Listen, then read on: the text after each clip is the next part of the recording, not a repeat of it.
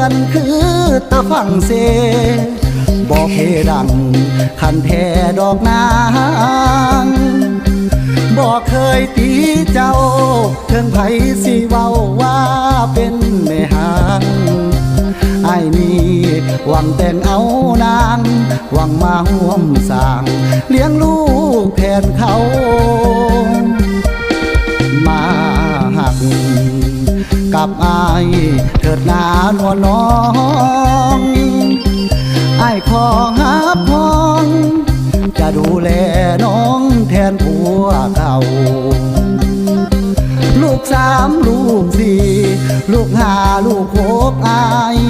กะสิเอาขอเพียงแต่น้องลืมเขาให้พร้อมสิเอา